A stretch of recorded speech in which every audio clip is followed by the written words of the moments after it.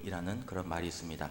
무슨 뜻이냐면요, 약속 한마디가 천금보다 귀하다라는 그런 말인데, 약속한 것은 우리가 약속한 것은 바로 하나님 앞에 반드시 지켜야 한다. 사람들과의 약속에도 반드시 지켜야 한다는 그런 말이 일락천금입니다. 오늘 본문 말씀도요, 약속에 관한 말씀인데 나시른의 서원에 관한 말씀입니다. 본문에 보시면 하나님께서 모세에게 말씀하시기를 이스라엘 백성 중에서 누구든지 자신의 몸을 구별하여 여호와를 섬기기 원하는 사람은 나시린의 서원을 통해서 그렇게 할 수 있다라고 하나님께서 말씀하셨습니다. 그래서 누구든지 이 나시린의 서원을 통해서 자기가 원하는 기간만큼 몇 달이든지 몇 년이든지 하나님 앞에 서원하는 것이 바로 나시린의 서원이었습니다. 본문에서 발견하게 되는 첫 번째 영적 교훈은 성도는 자원하여서 교회를 위해서 헌신하는 존재라는 사실입니다. 본문을 살펴보면 나시린의 서원의 중요한 한 가지 특징이 등장하는데, 이 나시린의 서원은 평신도가 하는 서원이라는 사실입니다. 본문 1절과 2절 이렇게 말씀하고 있습니다. 여호와께서 모세에게 말씀하여 이르시되 이스라엘 자손에게 전하여 그들에게 이르라. 남자나 여자가 특별한 서원 곧 나시린의 서원을 하고 자기 몸을 구별하여 여호와께 드리려고 하면, 이렇게 말씀하고 있습니다. 이 구절에 등장하는 나실이라는 말은요, 원어로 보면은 나찌르라고 하는 말인데, 이 나찌르는 세 가지 의미를 담고 있습니다. 첫 번째로 나찌르는요, 자신을 철저히 하나님 앞에 헌신한 나실인을 가리키는 말입니다.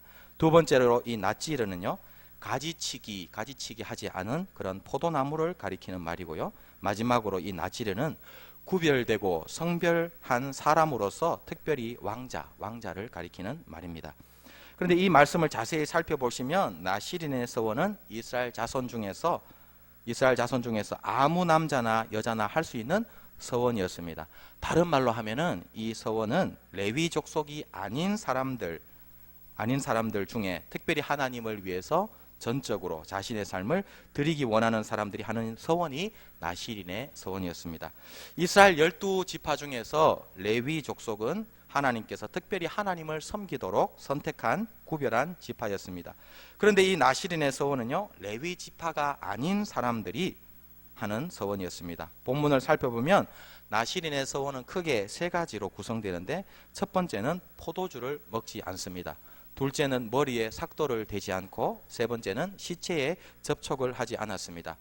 이 세 가지 나시린의 서원을 기준으로 삼아서 성경 전체를 살펴보면은 우리는 성경에서 적어도 네 가지 경우에 나시린 혹은 나시린 그룹을 만나게 되는데, 이들 모두가 레위 족속, 레위 지파 출신이 아님을 발견하게 됩니다. 우리가 제일 잘 아는 나시린이 누굽니까? 삼손이죠. 삼손은 어느 지파냐면 단 지파 출신입니다. 삼손은 태어나기 전부터 어머니에게 천사가 나타나서 이제 곧 출생할 아들이 하나님께 바쳐진 나시린이 될 것이라고 예언을 하고 있습니다. 두 번째로 삼손처럼 잘 알려져 있지는 않지만요, 사무엘도 나시린이었습니다. 사무엘은 에브라임 지파 출신입니다. 사무엘은 그의 어머니 한나가 그가 태어나기도 전에 나시린으로 하나님께 바친 인물입니다. 사무엘상 1장 11절 이런 말씀이 있습니다. 서원하여 이르되 만군의 여호와여, 만일 주의 여종의 고통을 돌보시고 나를 기억하사 주의 여종을 잊지 아니하시고 주의 여종에게 아들을 주시면 내가 그의 평생에 그를 여호와께 드리고 삭도를 그의 머리에 대지 아니하겠나이다. 좀 전에 말씀드린 대로요, 머리에 삭도를 대지 않는다는 것은 나시린이 지켜야 할 서원 중에 한 가지입니다. 세 번째로 예레미야 35장에 등장하는 레갑 족속도 나시린이 서원을 했습니다. 레갑 족속은요, 심지어 이스라엘 족속도 아닌 이방 족속인데 모세의 장인 이드로가 속한 겐 족속의 후예가 바로 레갑 족속입니다. 이 레갑 족속은 평생토록 포도주를 마시지 않으면서 하나님을 섬기는 족속으로 성경에 기록되어 있습니다. 마지막으로요, 사도 바울도 나시린의 서원을 했는데, 사도 바울은 베냐민 지파 출신입니다. 사도행전 18장 18절입니다. 바울은 더 여러 날 머물다가 형제들과 작별하고 배 타고 수리아로 떠나갈새 브리스길라와 아굴라도 함께 하더라. 바울이 일찍이 서원이 있었으므로 겐그레아에서 머리를 깎았더라. 이 구절에 보시면 사도 바울은 겐그레아에서 머리를 깎았는데 그 이유가 바로 자신이 전에 한 서원 때문이라고 말씀합니다. 그러므로 우리는 바울이 한시적으로 나시린의 서원을 하고 그 나시린의 서원 기간이 만료됨으로 말미암아서 겐그레아에서 머리를 깎았음을 알게 됩니다. 이처럼 나시린의 서원은요, 레위 족속이 아닌 다른 지파 출신들, 심지어는 이스라엘 민족이 아닌 이방인들이 하나님을 특별히 섬기기 위해 서원한 것이 바로 나시린의 서원이었습니다. 이처럼 나시린의 서원은요, 성별의 구별도 없습니다. 남자, 여자 모두 할 수 있었고 자원하여서 자발적으로 한 헌신이 바로 나시린의 서원이었습니다. 이 부분에 있어서요, 이 나시린의 서원은 우리 성도들의 헌신과 많이 닮아 있습니다. 성도의 헌신도 어떻습니까? 누가 억지로 강요하는 것이 아닙니다. 철저하게 성도의 헌신은 자발적인 헌신인 것입니다. 누가 강요해서 하는 것도 아니고 마치 나시린들이 하나님 앞에 자원하여 헌신한 것처럼 성도들도 자원하여 자신의 시간과 물질과 재능을 주님 앞에 바치는 것입니다. 옛날에 인도의 길가에 앉아서 구걸을 하던 한 거지가 있었다고 합니다. 그 거지는요, 자기 앞에다가 그릇을 놓고 사람들이 지나가면은 쌀을 그 그릇에다가 거지의 이 구글 그릇에다가 사람들이 놓아주곤 했다고 합니다. 그래서 이 사람들이 주는 이 쌀을 가지고 이 거지는 하루하루 연명해 나갔습니다. 때로는요, 가끔 딸이 아니라 동전을 주는 그런 사람들도 있었다고 합니다. 그런데 이 거지가 하루는요, 큰 행렬이 지나가는 것을 보게 됩니다. 그리고 마음속으로 생각했습니다. 뭐라고 생각했냐면, 저것은 행렬은 왕자님의 행렬 같은데 잘됐다. 틀림없이 왕자님은 부자니까 나에게 금 동전을 주실 것이다. 이렇게 거지가 기대를 하고 있었다고 합니다. 이 거지의 기대대로요, 그 행렬의 주인공은 왕자님이었습니다. 왕자가 오더니 빈 그릇을 들고 있는 거지 앞에 와서 왕자가 딱 멈추었습니다. 그리고 왕자는 거지에게 이렇게 말을 했다고 합니다. 내 그릇에 있는 그 쌀을 나에게 다오, 나에게 달라고 그렇게 왕자가 말을 했다고 합니다. 거지가 얼마나 크게 실망했겠습니까? 속으로 이렇게 생각했습니다. 어떻게 왕자가 거지에게 도와달라고 할 수 있냐? 말도 안 된다. 그렇게 화가 나고 실망이 되었다고 합니다.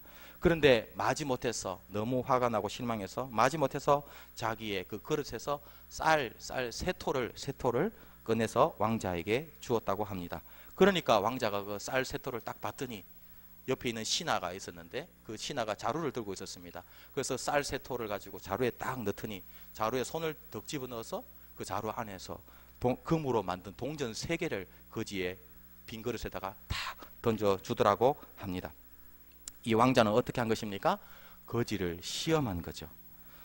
거지가 왕자에게 바친 쌀의 개수만큼 왕자는 거지에게 금 동전을 돌려준 것입니다. 오늘 우리가 하나님 앞에 드리는 헌신도 마찬가지인 줄로 믿습니다.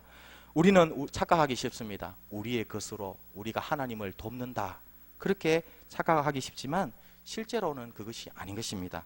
하나님은 우리에게 헌신의 기회를 주시고 헌신을 통해서 축복받을 기회를 우리에게 허락하시는 것입니다. 우리 모두 하나님 앞에 자원하여 기쁘게 드리고 헌신함으로 하나님이 주시는 축복을 받아 누리는 그런 인생들이 다 되시기를 주님의 이름으로 축복합니다. 본문에서 발견하게 되는 두 번째 영적 교훈은 성도는 힘들고 어려운 상황 가운데서도 주님을 위해 자발적으로 헌신해야 한다는 사실입니다. 본문을 통해 우리는 이 나시린의 서원이 상당히 힘들고 어려운 헌신임을 발견하게 됩니다. 본문 1절에 보시면 나시린의 서원을 표현하는데 뭐라고 표현하냐면 특별한 서원이라고 표현하고 있습니다. 여기 특별한이라는 말은 원어로 보면요, 팔라라고 하는 그런 말인데요. 이 팔라라는 말은 두 가지의 의미가 있습니다. 한 가지는 특별하다라는 그런 뜻이고요. 또 한 가지는 힘들다, 어렵다라는 뜻이 바로 팔라입니다. 그러니까 이 나시린의 서원은 하나님 앞에 특별한 서원이면서 동시에 힘들고 어려운, 결코 쉽지 않은 서원임을 알 수 있습니다. 이 사실을 우리는 본문에서 발견하게 되는데 조금 전에 말씀드린 대로 나시린의 서원은 크게 세 가지의 금지 사항을 포함하고 있습니다. 첫 번째는 음식에 관련된 것인데요. 나시린에게는 포도와 관련된 모든 음식과 술이 금지되었습니다. 3절에 보시면 포도주와 독주를 멀리하며 라고 기록되어 있는데, 여기 포도주는요 원어로 보면 야인인데 포도로부터 만든 술입니다. 즉 포도주를 가리키고요. 독주는 원어로 쉐칼이라는 말인데 보리로 만든 술입니다. 즉 오늘날 표현을 하면 맥주가 되겠죠. 그러니까 나시린은 포도주든 맥주든 어떤 종류의 술도 절대로 입에 대어서는 안 되었습니다. 뿐만 아니라 나시린에게는요 포도와 관련된 모든 종류의 음식이 금지되었는데, 포도주로 된 초나 독주로 된 초가 금지되었습니다. 또 포도즙, 생포도, 건포도, 심지어 포도 씨와 포도 껍질까지도 금지되었습니다. 결국 포도로부터 난 어떤 것도 나시린은 먹을 수 없었습니다. 이스라엘 백성들은 다른 민족들과 다르게 정결한 음식과 부정한 음식을 구별하여서 정결한 음식만 먹도록 하나님께서 명령하셨습니다. 그런데 포도주는요 정결한 음식이었습니다. 그리고 이 포도주는 이스라엘에서 매우 중요한 음식 중에 하나였습니다. 그런데 하나님은 나시린에게는 일반 백성들보다 더 엄격한 기준을 적용하셔서 일반 백성들이 먹을 수 있었던 포도주, 건포도, 포도즙까지도 나시린에게는 금지하셨습니다. 오늘날 표현으로 하면요, 나시린은 술 냄새도 맡지 말고 술 근처에도 가지 말라고 하나님께서 명령하신 것입니다. 인간의 삶에 있어서 음식이 주는 즐거움이 얼마나 큽니까? 요즘 TV를 보면은요, 먹방이 아주 TV에 많이 나옵니다. 연예인들이 맛있는 음식점을 돌아다니면서 먹고 음식의 맛을 평가하는 것을 사람들이 즐겨 보고 있습니다. 실제로 자신이 먹지도 않는데 남이 먹는 것을 보면서 대리 만족을 느낄 만큼 사람들은 먹는 것을 즐거워합니다. 그런데 하나님은 나시린의 서원을 한 사람은 그런 음식을 먹는 즐거움을 절제해야 한다고 말씀하고 있는 것입니다. 예수 믿는 사람들도 세상적 즐거움과 쾌락을 멀리 해야 될 줄로 믿습니다. 대표적인 것이 바로 술과 담배인 것입니다.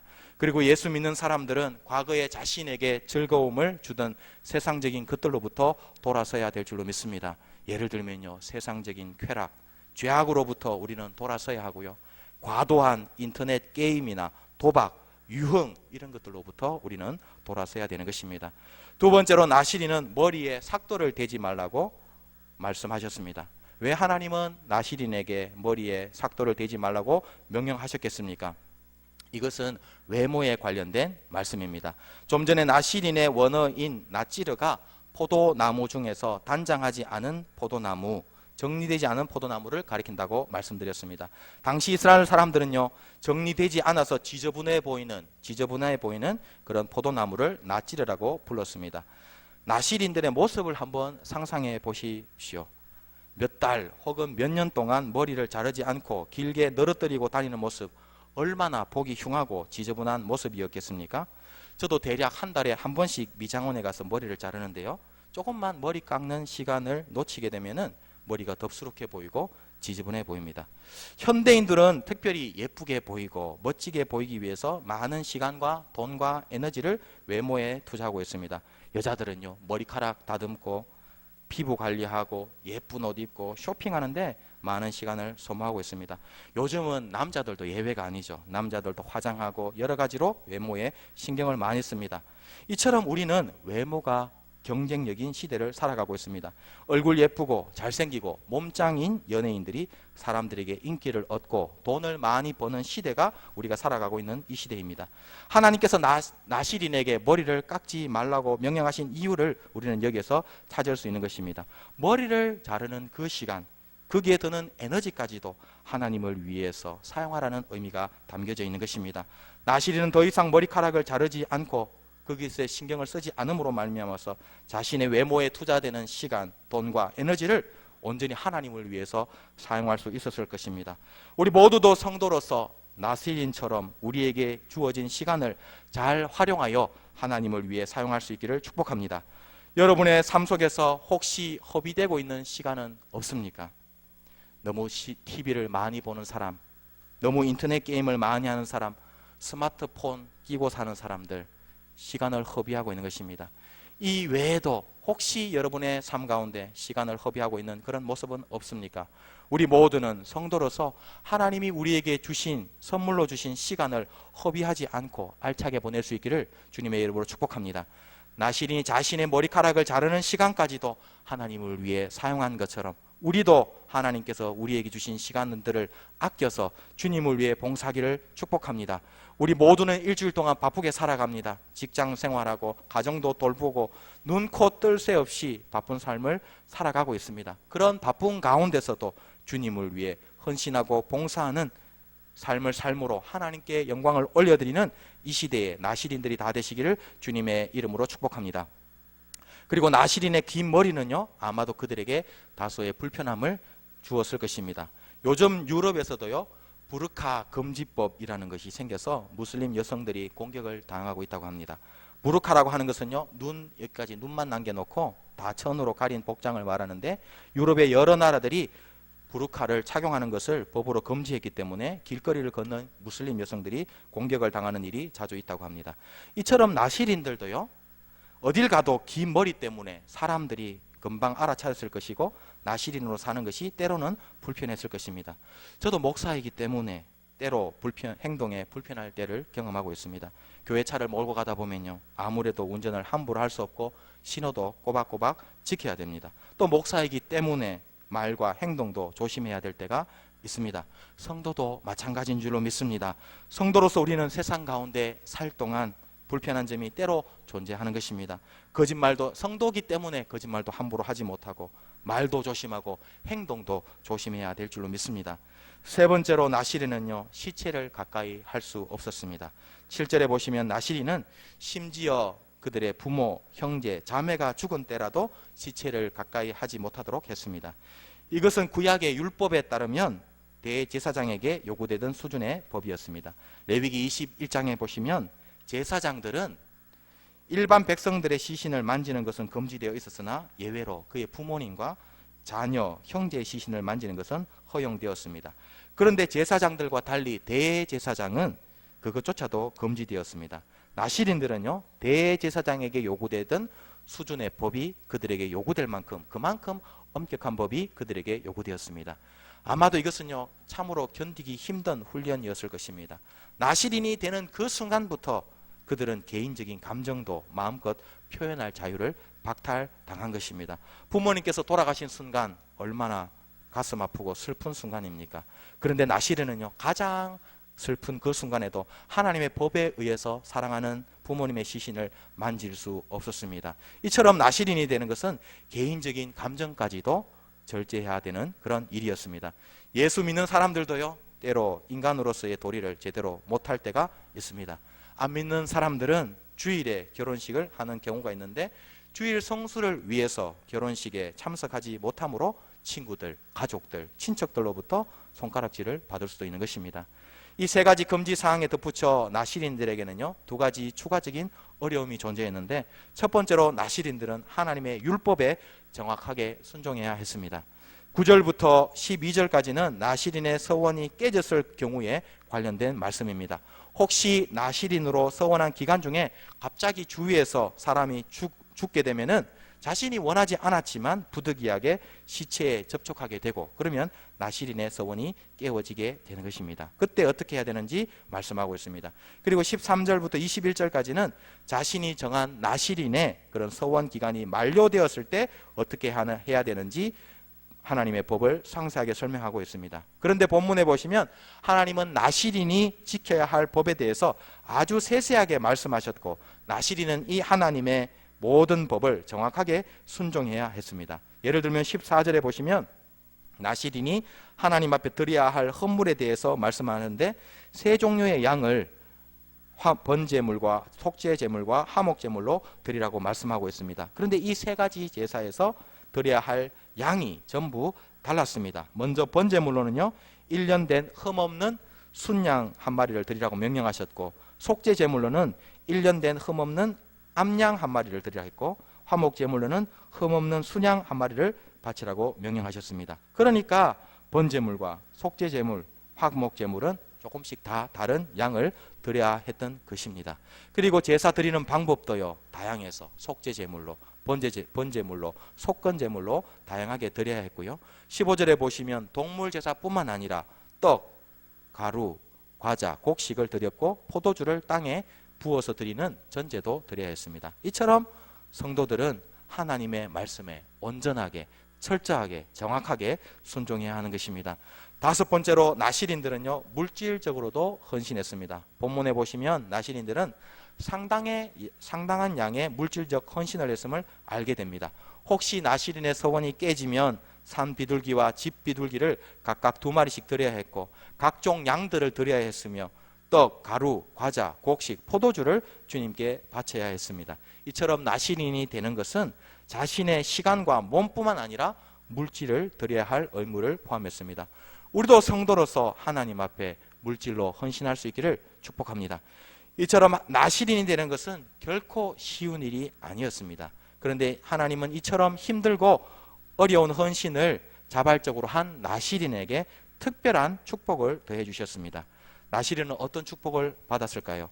첫 번째로 하나님은 나실인들을 공동체의 영적 리더로 세워주셨습니다. 창세기 49장 26절에 보시면 이런 말씀이 있습니다. 내 아버지의 축복이 내 선조의 축복보다 나아서 영원한 산이 한없섬같이 이 축복이 요셉의 머리로 돌아오며 그 형제 중 뛰어난 자 낫지르의 정수리로 돌아오리로다. 이 구절은 야곱이 자신의 죽음이 임박했을 때 자신의 12아들을 불러서 한 사람씩 축복하는 말씀인데요. 요셉에 대한 축복에 보면은 요셉이 그 형제 중 뛰어난 자가 될 것이다 말씀하고 있습니다. 근데 이 구절에서 뛰어난 자라는 말이 바로 나치르입니다. 그러니까 나실인을 하나님은 이스라엘의 뛰어난 자, 영적 지도자로 삼으신다는 뜻이 됩니다. 이처럼 나실인으로 헌신한 사람은 힘들고 어려운 훈련을 과정을 거치지만 결국 하나님은 그 나실인을 영적으로 뛰어난 자, 공동체의 영적 리더로 세우시는 것입니다. 나실인에게 주시는 두 번째 하나님의 축복은 특별한 능력을 부어주십니다. 나실인으로서 삼손은요, 초인적인 힘을 하나님으로부터 선물로 받았습니다. 사무엘은 영적인 능력을, 또 사도 바울은 전 세계를 복음화하는 은혜와 능력을 하나님으로부터 부여받은 것입니다. 나실인에게 주시는 하나님의 세 번째 축복은 그의 자손들을 축복하십니다. 예레미야 35장 19절입니다.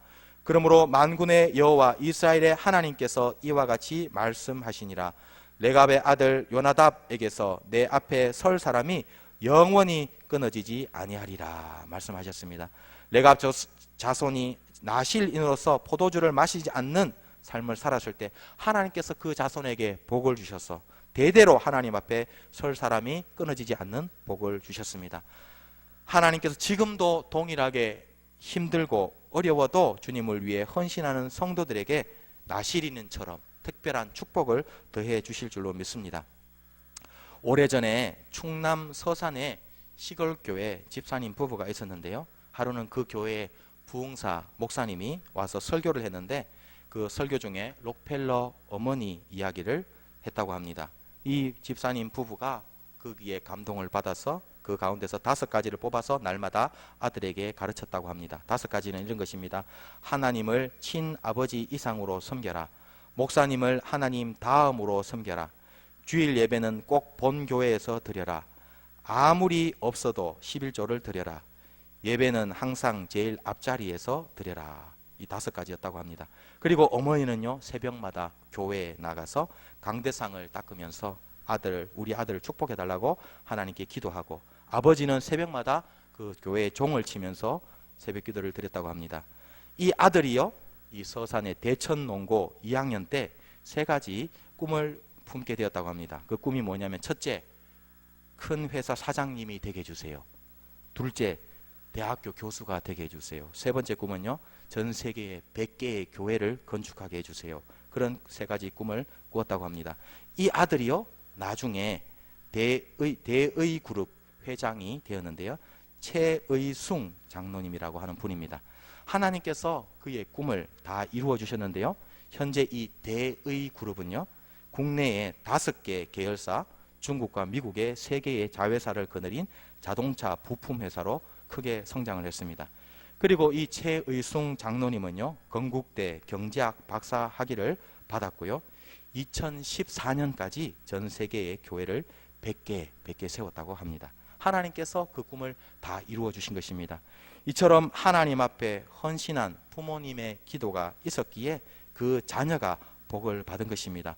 우리 모두에게도 이런 복이 임할 수 있기를 주님의 이름으로 축복합니다. 본문에서 발견하게 되는 마지막 영적 교훈은 성도는 열심히 충성, 헌신하고 자랑하지 말아야 한다는 사실입니다.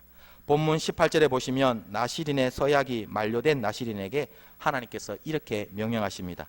자기의 몸을 구별한 나시린은 회막문에서 자기의 머리털을 밀고 그것을 화목 제물 밑에 있는 불에 둘지며, 하나님은 나시린의 상징인 긴 머리카락을 나시린의 서원 기간이 끝나면은 불에 태우라고 명령하십니다. 우리 모두는 본성상 자신이 잘한 것에 대해서 자랑하기를 좋아합니다. 내가 이런 좋은 것들을 했고 자랑하고 다른 사람이 알아주기를 원하는 것이 우리 모두의 모습입니다. 그런데 하나님은 나시린의 상징인 긴 머리카락을 자신의 트로피나 기념물로 간직하지 말고 불태워 없애버리라고 명령하셨습니다. 하나님 앞에 충성하고 헌신하되 이 땅에서 상을 받으려고 하지 말고 하나님의 상을 기대하라는 것입니다. 마태복음 6장 1절부터 4절에 이런 말씀이 있습니다. 사람에게 보이려고 그들 앞에서 너희 의를 행하지 않도록 주의하라. 그리하지 아니하면 하늘에 계신 너희 아버지께 상을 받지 못하느니라. 그러므로 구제할 때에 외식하는 자가 사람에게서 영광을 받으려고 회당과 거리에서 하는 것 같이 너희 앞에 나팔을 불지 말라. 진실로 너희에게 이르노니 그들은 자기 상을 이미 받았느니라. 너는 구제할 때에 오른손이 하는 것을 왼손이 모르게 하여 내 구제함을 엄밀하게 하라. 엄밀한 중에 보시는 너의 아버지께서 갚으시리라. 사람에게 보이려고 사람에게서 영광을 받으려고 하지 마시기 바랍니다. 사람에게 보이려고 헌신하지 마시고 오직 주님만 바라보고 주님 앞에 헌신하는 우리 모두가 되기를 원합니다. 오른손이 한 것을 왼손이 모르게 할 정도로 드러내지 않고 자랑하지 않고 엄밀하게 하면 하나님께서 반드시 보시고 갚아주실 줄로 믿습니다. 승리의 기념물을 자랑하고 남길 때 결국 그 기념품을 통해서 그 가정과 공동체 전체가 이득을 보는 것이 아니라 오히려 피해를 보게 됩니다. 이 사실을 우리는 기드온의 금 에봇을 통해서 알게 되는데요. 사사기 8장을 보면은 미디안 족속과의 전쟁에서 기드온이 승리를 했습니다. 그리고 승리를 기념하여서 미디안 족속에서 탈취한 금 귀고리로 금 에봇을 기드온이 만듭니다. 그리고 이것을 자기의 성읍 오브라에다가 딱 간직을 했습니다. 그러니까 어떻게 됐습니까? 이스라엘 백성들이 그 금 에봇을 엄란하게 섬기게 되었고 결국 이것이 기드온과 그의 집에도 올무가 되었다라고 성경은 기록하고 있습니다. 자기가 헌신한 것, 충성한 것을 자랑했을 때 이처럼 참혹한 결과가 따르는 것입니다. 우리 모두는 하나님 앞에 최선을 다해 충성하고 헌신한 후에 자랑하는 것이 아니라 오히려 나는 무익한 종입니다. 나는 마땅히 해야 할 일을 했을 뿐입니다. 라고 겸손하게 하나님 앞에 고백할 수 있기를 주님의 이름으로 축복합니다. 옛날에 이 지구에는 메칼로케로스라고 하는 거대한 뿔을 가진 사슴이 있었다고 합니다. 이 메칼로케로스는요, 커다란 사슴보다 더 큰 커다란 뿔을 가지고 있었고 그것을 최고의 자랑으로 여겼다고 합니다. 그런데 이 메칼로케로스는요, 얼마 지나지 않아서 멸종하고 말았습니다. 원인이 뭐냐면 이 거대한 뿔의 무게에 눌려서 번식에 실패한 것입니다. 이 메칼로케로스는요, 웅장하고 화려한 뿔로 인해서 종족을 퍼뜨리지 못하고 지구상에서 완전히 사라져 버렸습니다. 자랑과 자부심으로 여겼던 뿔이 결국 비극의 원인이 되고 만 것입니다. 우리 모두는 최선을 다해 충성하고 헌신하되 사람 앞에 하지 말고 하나님 앞에 함으로 하나님이 주시는 상을 받게 되는 그런 은혜가 있기를 주님의 이름으로 축복합니다. 하나님 아버지,